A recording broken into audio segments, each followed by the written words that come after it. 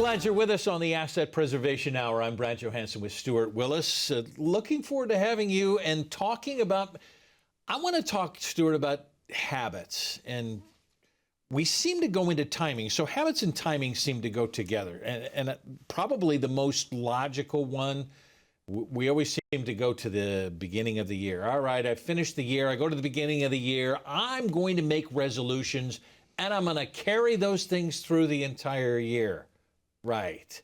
But the habit is, this is the time for me to make a change. Do you have anything? Do you do something at the beginning of the year where you go, I'm going to do this too? I said this the other week where, it's why, in January, the parking lot's full at the gym. And then by summertime, it's empty. And it's not just the snowbirds leaving. It's the fact that people are losing interest in the resolutions they made. And Discipline. Yeah, and I think it's about repeating to yourself, it's that kind of affirmation that these plans matter. Staying in shape matters, physically fit, financially fit matters. And look, we've done our own. I mean, at Asset Preservation, we just celebrated our 26th year in business, going on our 27th year here. That's fantastic. So we've been around. We were surviving the test of time. Absolutely. But look, we started in the West Valley, in our Sun City Surprise office, and we've had great clients from Portobello and the Grand, Sun City Grand, all those areas there. But once our TV show got launched in 2020, right as COVID hit, we had people calling from all over the state. And so we started opening offices in North Scottsdale. We have our office that we're filming at here. Our TV studio is actually what we call our Tempe office. It's technically South Phoenix, but it's we call it our Tempe office. But now, just because, listen, I'm tired of hearing everyone, complain that they have to drive too far, and it's my fault. Like, we were far-reaching, right? We're opening our Gilbert office now. Hey. Yeah. This is great. Yeah, so we're opening our Gilbert office here. It's any day now, so, people can set appointments. They don't have to make the long drive in there. And we're looking at one other office here to handle the very far southwest as well. If you want to talk about habits and anniversaries and timing and everything, what's the reason you think that this has preserved for 25, 26, 27 years? Here's the thing. I think the reason that we've worked is that our messaging has made sense. That a lot of financial advisors, they don't talk about the things we talk about. They believe that the responsibilities begin and end with just your portfolio, with your investments. And quite honestly, that's the beginning. And I think the one thing that we do differently is that, we provide a real plan that looks at everything. And I think when we're talking about New Year's resolutions, what you should do, if you really care about your finances, is to make sure you have a plan, a real plan, a financial plan that isn't just investments, that is a roadmap through your retirement. Because what happens all the time is people die with all of this money in their IRAs and 401ks. They never get to use it for a couple reasons. Number one, they're worried about running out. They don't want to be, 90 years old and dependent on their kids. They want to know they're going to be fine. But what a real cash flow analysis does, it allows you to step up or step down your spending based on what it looks like in the future. Because if things start looking rough, Brad, we can basically say, hey, you know what? Our concern is based on these assumptions. You're going to be out of money at 90 years old. And so people can notch it down, sometimes $100, $200 a month or more, Well, you say when things are getting rough. We can take that back to 2023 when we're going into, the late summer months of August, September, October, and then things blow up in November and December. That becomes a timing question. So if I'm in the rough time and I go, you know what, I'm scared. I really haven't developed a plan, or at least I think I have a plan, but I'm scared. I want to be.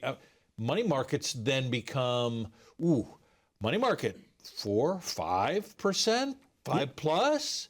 Yeah, in December, or even October, November, we had our Charles Schwab money market, our Schwab Value Advantage Fund was paying 5.24%. I mean, it's fantastic. It's one of the best money markets, in my opinion, on the planet. It's great. And there was a big, just draw there, right? You're saying, Sure. hey, if I can make 5 1/4, that's more than I've made this year in the market, because at that point, the market's It had been slightly down, depending on what your allocations look like. Conservative people got hit the hardest because as interest rates skyrocketed, bond values just got smoked over the last couple of years, especially the 7 to 20-year bonds just got annihilated. And so conservative people got penalized the most. So there's a huge enticement to go over to these money market funds. But here's the problem is people first and foremost need to understand their risk tolerance, because look, the reason they go to money markets is they get scared. They say, hey, I'm going to take this yield rather than taking the risk of the market and we're fine. Well, here's the thing. People first and foremost need to understand what their appetite for risk is, what their comfort level with risk is, because everybody knows you're supposed to buy low and sell high. But oftentimes people do just the opposite, because there's two main emotions that guide people when they invest. It's fear and it's greed. And everyone has a different balance inside of them in terms of whether the fear feeds in. For some people, if they're down 2 or 3 or 5%, they can't sleep at night. Oh my gosh, I can't. Got to get out. Some people shouldn't be in the stock market, right? There's other fixed instruments that should be for those people. And if you can't tolerate the market, then don't be in there, because what you don't want to do is see the market drop a little bit and then you sell out. And the opposite is true as well. A lot of people are taking way too much risk, and markets pull back. They do the wrong things, because look, let's look at last year, for example. Going from August through October, right, the market was terrible. It just 2-3 months of just solid down market. People were saying, hey, I'm done. I'm out of here. Well, it wasn't very deep, the drop. It was just long and kind of like the water torture of death over time, right? Yeah. And so they pulled over and they said, okay, you know what? I'm going to take advantage of these T-bills or these money market funds to make, 5 1/4%, which is attractive. But by doing that, they ended up, missing November and December, which were fantastic. It made up the whole year. You talk about timing all the time, and you've kind of taken me through. Timing can be so costly in a really short period of time. Well, yeah, and look, if you listen to Warren Buffett, one of my idols, I think he's fantastic. And, we just lost Charlie Munger, his partner over at Berkshire Hathaway. God bless him, and, God rest his soul. Great guys for the industry. But it's funny because Warren Buffett says, don't hire a financial advisor. Just put your money into the S&P 500 and let it sit there. Well, understand, it's an interesting point, Brad, because he can do that, because if he loses 95% of his net worth, he's still going to be fine. But the question is, could you as a client handle the risk of losing 50, 60% of your value like we saw in 2000 or 2008? Maybe, maybe not. But let me show you, I have something I want to show you on the screen here that'll show you if you put your money into the S&P 500 over the last 20 years. So from 2003 to 2022, you invested $100,000 there and you just let it sit there. That $100,000 would turn into $647,854 if you leave it undisturbed. Okay, that's a 20-year advance. Right? All right. But here's the thing, Brad. I'll tell you this. Most people can't tolerate that risk. They couldn't just leave it there. Because I want to show you something else. If you just missed the best 5 individual days of that 20 years, you only have 409,182. If you miss the best 10 days, you have less than half of the return of the S&P 500 in 10 days. And of course, the next slide will show you it just keeps getting worse and worse and worse. And here's the thing. Let's do the math, Brad. If 10 days out of... So this is one every 2 weeks out of that 20 years? No, one every 2 years. Holy One cow. every 2 years. So one day every 2 years dictates almost half of the return of the S&P 500. Is that crazy? That's crazy. And here's the thing. I don't know when those 10 days are coming. Nobody does. And that's why pulling off to the side is a risk. You need to understand that you need to be in the risk level that you're comfortable with, not just in good times, but in bad times as well. Because once again, everybody's aggressive when the market's doing well, and everybody's conservative when it goes bad, right? Psychologically. But the best strategy is to be invested and stay invested over time at the risk level that you're comfortable with. The problem is people don't know what kind of risk they have in their portfolio. They don't know it until it crashes. And so what we do for our clients is we use a couple different systems. Number one, we use Morningstar, of course, to tell a few different things, including risk. But we also use a system called Nitrogen, which basically tests your portfolios over history to say, hey, if 2008 happens again, what would your portfolio do? And is that within your comfort level? Yeah. Could you tolerate that much loss? Because, and I'll usually ask ahead of time, hey, how much loss are you comfortable with if it lost 50,000, 100,000? People have a pain threshold where it's too much. Yes. Right? And eventually what we do is we test it against all of those historical events. If COVID happens again, if 2022 happens again, what would happen to your portfolio?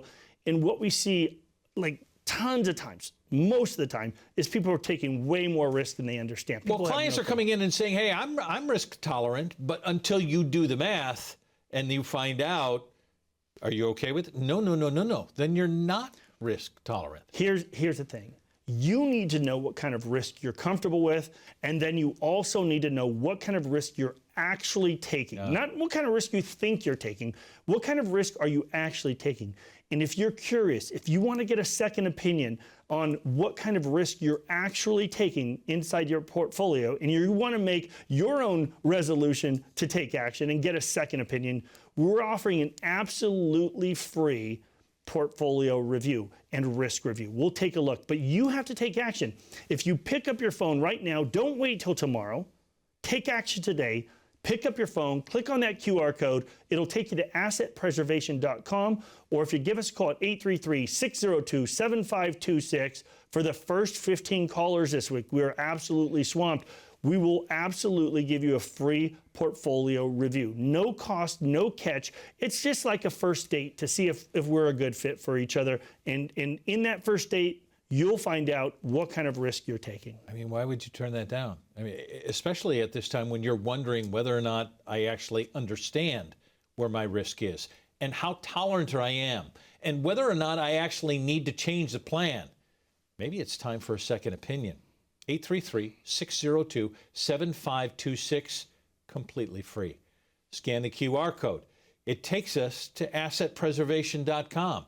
You can go in there as well. We'd like to see you in the office to see if we can help make a plan to figure out how risk tolerant you are and how safe you need to be. 833-602-7526. When we come back, maybe you need to look at some options. Maybe you're approaching. Maybe you're in. We talk about this as a retirement red zone. You need to have your options. We'll talk about those when we come back. We know the market is going to get worse from here. This is the biggest monthly decline in 10 years. People's 401ks took a major hit. Well, my investments are tanking. My retirement isn't going as planned. I can't believe I let my kid talk me into buying crypto. I mean, what is that anyway? This was the fourth worst contraction in history. So how are you two doing? Your financial future doesn't have to be uncertain. I'm Stuart Willis with Asset Preservation Wealth and Tax. If you have amassed a nest egg, it's time for a financial advisor to help you reach your retirement goals. We are in one of the greatest tax windows in history, so it makes sense to take advantage of this tax discount while you can with your partners in retirement. All of our expert advisors, CPAs, and enrolled agents are fiduciaries that specialize in retirement planning, tax mitigation, estate planning, and more. Plan your retirement right. Call right now for your own complimentary portfolio review and tax analysis. So glad you're with us on Asset Preservation Hour. Brad Johansson along with Stuart Willis. We were talking kind of about habits, about changing, about timing, and now we need to know about options. Maybe you're in that red zone. Stuart, maybe you can kind of tell us where that red zone is, approaching retirement, in retirement, and trying to figure out what options are there as we get to that spot.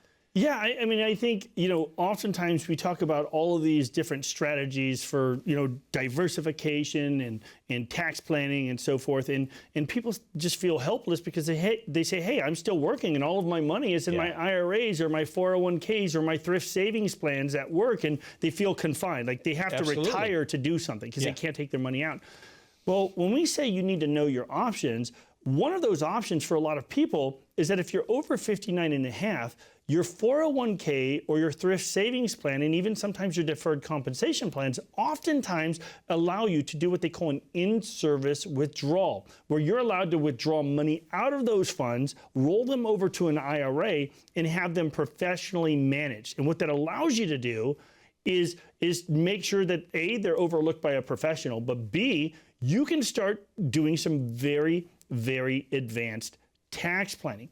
You know, I'm telling you, at the end of the day, most people don't know their options, and you don't have to quit your job just to have your money professionally managed. Well, you said this as we were just talking about it, that this is some of the most advantageous time that we have seen in history when you're dealing with taxes. And no one seems to want to deal with taxes, or I've got a guy, I had a guy before, he never talked to me about taxes. Why am I supposed to talk about them now? Yeah, well, you know what, here's the thing, is that when we talk about diversification, there's a few different things that we mean. One of them is the diversification of tax classes. Look, most people realize that a Roth IRA is better than a regular IRA. I think it's a foregone conclusion in most situations, because, you know, to understand a Roth, you first have to understand its counterpart.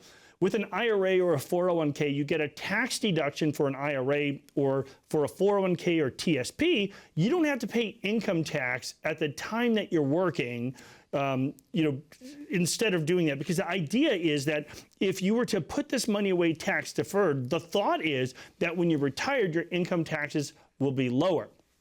Now, that may or may not be true. Well, because remember, with a Roth, you don't get a tax deduction. So a lot of people don't do it because they see their tax bills go up. They get smaller paychecks. But here's the thing, the benefit about the Roth is that when you take that money out, all the growth, all the principal, everything is tax-free. Most people know that. What most people don't realize is that when they take money out of their regular 401k or IRA, that starts messing with your Social Security and your Medicare.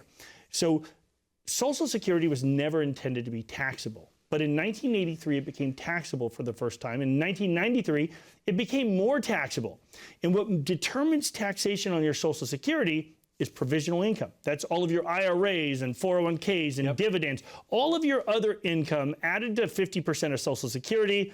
If you have more than $44,000 as a couple, then 85% of your benefit is taxable. Because look, even though the premise may have been true that your income is lower in retirement than it is while you're working, remember, for a lot of clients, the ones we see at least, as a married couple, we're seeing between $1 million and $2.5 million of Social Security benefit going to people. And what's happening is you were never told that by putting money away tax deferred, you've built up this tax time bomb, and you're going to start making Social Security taxable. That's why it's important to take advantage of the most efficient tax window in history. And that's where we are right now. I have a graphic I want to pull up to you. This is going to show you our taxes here. So right now, our taxes are in red here. And this was set back in the thresholds at the bottom were from 2017. They've been adjusted for inflation since. Okay. But the Tax Cut and Jobs Act in red here is going to sunset at the end of 2025. And if you're in that 22% bracket, it's going to revert back to 25 to 28%. The 24% bracket is going to be 28 to 33%. And that's where most of our clients are, between the 12 and the 24% bracket, right? And so here's the point.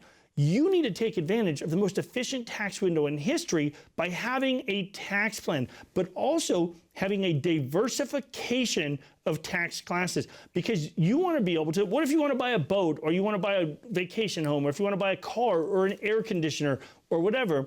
What ends up happening is people have all this money tax deferred, and they realize that anytime they take money out of their IRA or 401k or thrift savings plan, they now pay penalties on Medicare or Social Security tax, and they just end up dying with all this money, never getting to enjoy it. You talk about diversification all the time. Why are there advisors out there, and there seem to be very few, that talk about multiple views within portfolio? Why is it? Yeah, I think most people, when they talk about diversification, they're talking about a diversification of investments, which is to make sure all your eggs aren't in one basket and they do different things.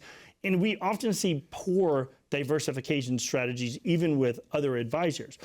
But when it comes to diversification of what we call perspectives, meaning multiple points of view, most financial advisors are the ones picking the funds themselves. And I ask you this one question: what if they're wrong? You're going to bet your whole life savings on that one human being being correct?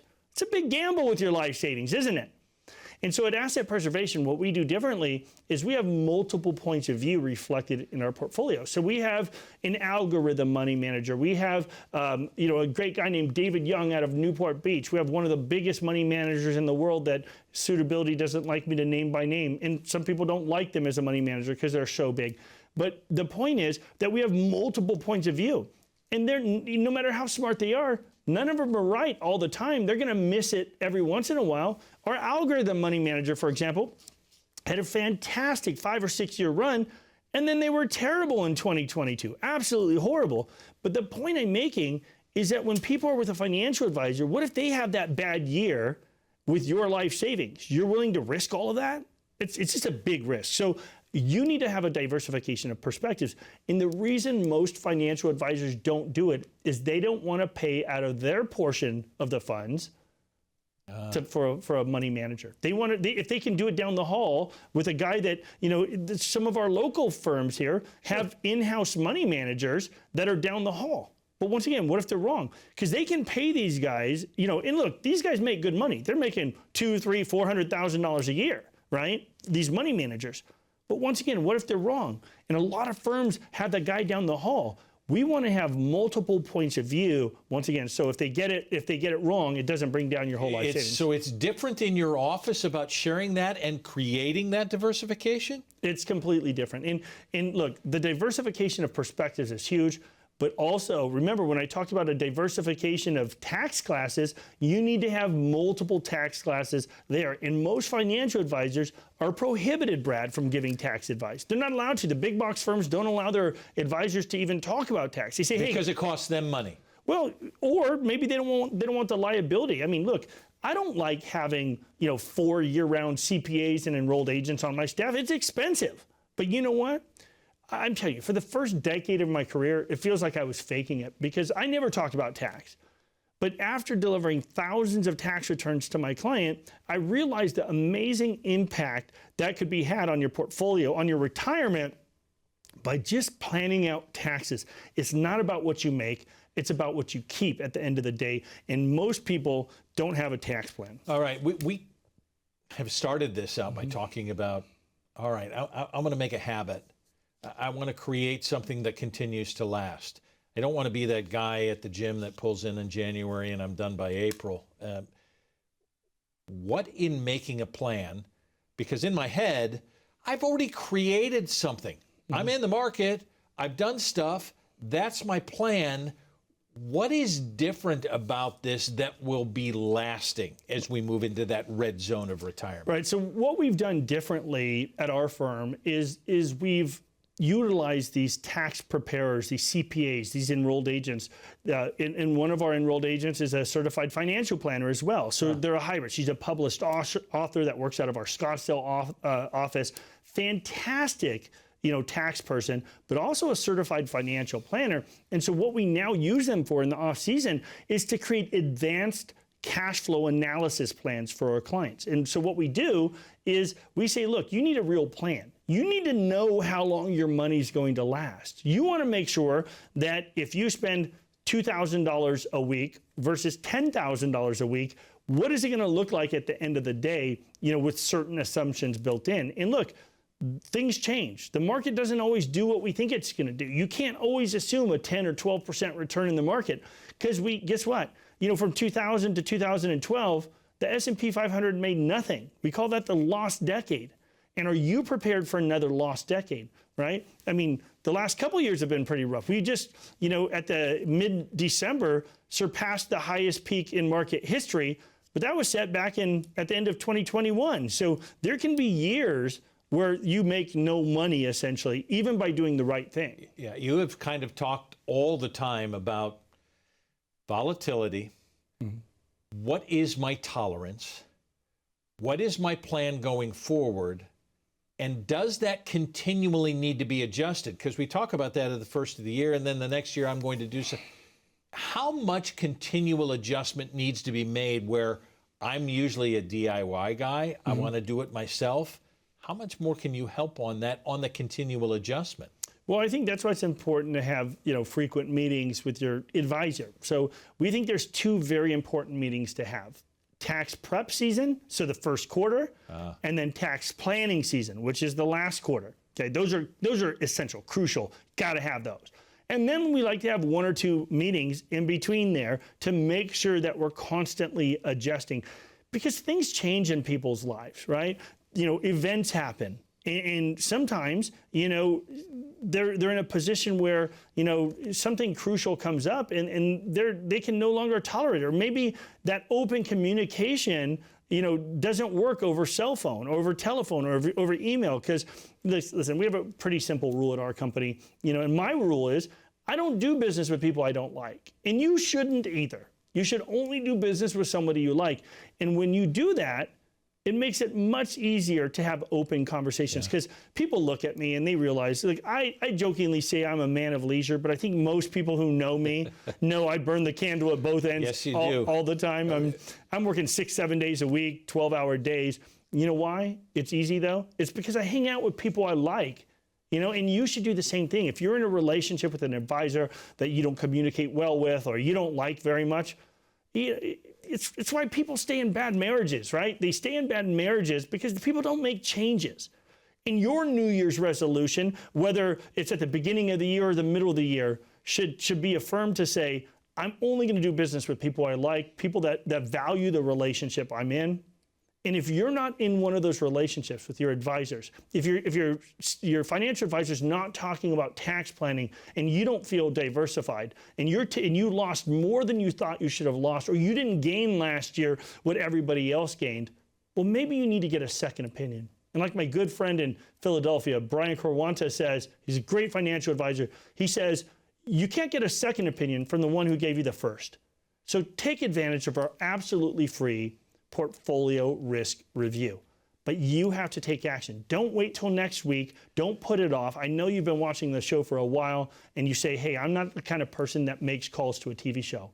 It's okay. You can do it. The Who's Who of Arizona makes that call. Pick up your phone, click on that QR code, or call 833-602-7526. We'd be glad to help, but you have to ask for it.